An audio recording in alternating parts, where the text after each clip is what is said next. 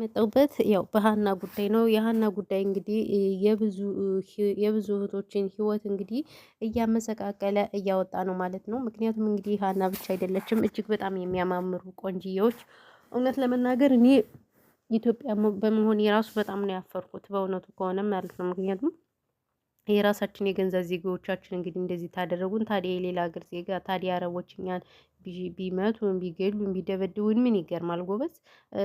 በእርግጥ የእውነት ከራሳችን ዜጋ ከሀበሻ ይልቅ እኛን በስርዓት የያዙን አረቦች ናቸው። አሁን የተረዳሁት ነገር እንደዛ ነው። ምክንያቱም እንግዲህ በዚህ ሰሞን በሀና ጉዳይ ብዙዎችን በጣም ያሳዘነ ክስተት ቢሆንም ሆኖም ሳለ ግን ሀና ብቻም ሳትሆን እጅግ በጣም የሚያምሩ ልጆች ልጃገረዶች በጣም የሚያምሩት ቆንጆ ቆንጆ ቆንጆ ሴት እህቶቻችን እንግዲህ ተደፍረው በቆሻሻ ደላላ ምክንያት በልጅ ልጅ የያዙም አሉ።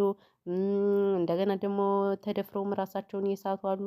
ምናምን እስከ 2 አመት ዘንብ ላይ የተቀመጡ ልጆች ሴቶች አሉ። የእነሱ አገልጋይ የሚሆኑ አሉ። ሲያረግዙም የእውነት እኔ እንደው እግዚአብሔር አምላክ ማለት ነው ብልታችሁ ይቆረጥ ማርያምን። እኔ ከተለያየ ሴት ጋር እንዴት አባታቸውን እንዲሁ ዕቃቸው ራሱ ቆሞላቸው የሚተኙት እንደው ቆሻሻ ሁላ ማለት ነው። ፈጣሪ ድፍት ያደርጋችሁና የምር እኔ ምን እንደምል ራሱ ነው ግራ ያጋቡኝ እነዚህ በዚህ ልክ ፈጣሪ ስባ አወል እንጃ። እኔ የዚህን ያህል በቃ ተጨካክነናል ነው ያልኩኝ። እውነት ለመናገር ማርያምን በጣም ነው የሚያሳዝነው፣ በጣም ነው የሚያሳፍረውም። እና የሀና ጉድ እንግዲህ በጣም ብዙ ጉዶችን ይዞ መጥቷል ማለት ነው። በሀና ብቻም አልበቃም ማለት ነው። በጣም በሚያሳዝን ሁኔታ እጅግ የበርካታ እህቶችን ህይወት ያበላሹ ደላላዎች ናቸውና እና እነዚህ ደላላዎች እንግዲህ ማለቴ እንዴት ነው ለህግስ የሚቀርቡት? በዚህ ልክ በጣም በጣም በጣም በጣም የብዙ ሰው ህይወት ነው ያመሰቃቀሉት። ስለዚህ እናንተ ምን ትላላችሁ? እውነት እንግዲህ ያው ቲክቶክም ሆነ ፌስቡክ ባይዘዌይ ባሊዋለው። ስለዚህ ፔጁ ትንሽ ነው ትልቅ ነው ብላችሁ ዝም ልትሉ አይገባችሁም። ሁላችሁም እንግዲህ እንትን በሉ። እውነት ለመናገር ሁላችሁም ሀሳብ ስጡ። እዛ ባሻገር ደግሞ ቪዲዮ እየቆራረጣችሁ ልቀቁ። ምክንያቱም ቪዲዮ ቫልዩ አለው።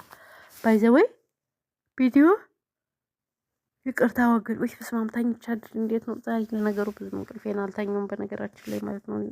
ለምን እንደሆነ አላቅምና ማለት ነው። ስለዚህ ወገንታት ምን ልላችሁ ፈልጌ ነው። በጣም ነው ያዘንኩት። በጣም ማፈር ያለውም ኢትዮጵያ በዚህ ልክ ተጨካክነናል። ወብዝ ምንድን ነው የመጣብን መከራ? በቃ የሰው ልጅ የማይፈለግበት ጊዜ የደረስንበት ምን አድርገን ነው? ምን አጠፍተን ነው በዚህ ልክ እንደዚህ የተጨካከንን?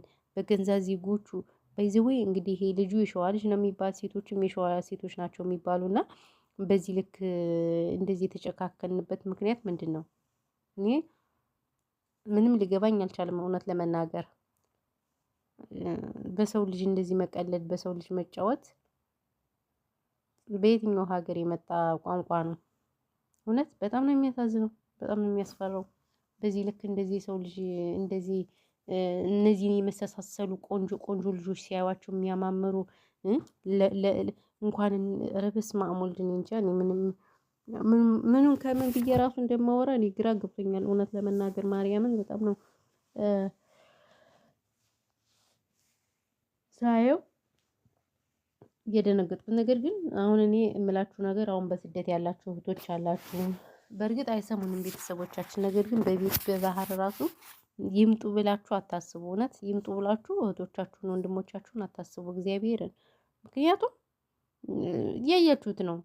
አብዛኛው የእናንተ እጅ አለበት። እህታችሁን ወንድማችሁን ብር እየላካችሁ በባህር የምታስመጡ ሴቶች እናንተ ራሱ ከእንደዚህ አይነት ድርጊታችሁ ልትቆጠቡ ይገባል። ይህንን እያያችሁ እንግዲህ በባህር ነይና ብላችሁ እንግዲህ ብር የምትልኩ በቃ እህቴን ወንድሜን አልፈልግም ነው። አይኖ እንረዳለን። ሀገራችን ያለችበት ሁኔታ በጣም የሚያሳዝን ሁኔታ ነው ያለችበት። ግን ሆኖም ሳለ ግን በዚህ ልክ ጭካኔ በተሞላበት ነገር እያየን ድጋሚ ደግሞ ኑ ማለት አላቅማኝ ነው።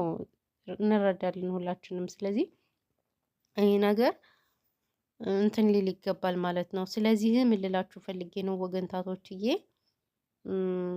ጥንቃቄ አድርጉ፣ ማርያምን ጥንቃቄ አድርጉ። በጣም የሚያሳዝነው በጣም ነው ያሳዘነችኝ ልጅቱ። እግዚአብሔርን እያሳዘኑኝ በጣም አሁን የሚወጡት ደግሞ ሲያማምሩ ቆንጆ ቆንጆ ናቸው። በጣም ደስ ይላሉ። ገና ልጅ ናቸው፣ ልጃገረድ ናቸው። እንደ እውቃቸው እዛው ስብር ብሎ በቃ እንደ የምር እኔ ራሱ የምናገረው ራሱ ጠፋብኝ። ፈጣሪ እንደ በስመ ደግሞ ቆንጆ ናቸው። በጣም ያማምራሉ። ልዕልት ልዕልት ናቸው እኮ የምር እነዚህ ናቸው። አሁን ሳውዲ መጥተው የመዳም ሽንት ቤት የሚያጥቡት መዳም ቤት ሊመጡ ያሉት እነዚህ የመሳሰሉ ልዕልቶች ናቸው። ስለዚህ ያ ጥንቃቄ ልታደርጉ ይገባችኋል ብዬ ነው የማስበው ማለት ነው። ሶ ለማንኛውም እንግዲህ ያለው ነገር ይሄ ነው። በተረፈ ግን ሁላችሁም ሰላማችሁ ብዙ ትረፍረፍ ይበልልኝ። ከእንደዚህ አይነት ነገር ፈጣሪ ይጠብቀን። የእውነት በጣም ነው የሚያሳዝን። የፈጣሪ ሆይ መጨረሻው ዘመን ደርሰናል እኮ እኛ። እግዚአብሔርም በቃ እህት በእህት ጭካኔ፣ ወንድም በወንድሞ በጣም የሚያሳዝነው እና ያው ያለው ነገር ይሄ ነው። በተረፈ ሀሳብ አስተያየት ካላችሁ እንቀበላለን። ለዛሬ የነበረን ቪዲዮ በዚህ እናጠናቅቃለን። ብዙም አናወራባችሁ አናስልቻቻችሁ ማለት ነው። ሰላማችሁ በዚህ ይበድልን ወገንታቶችዬ።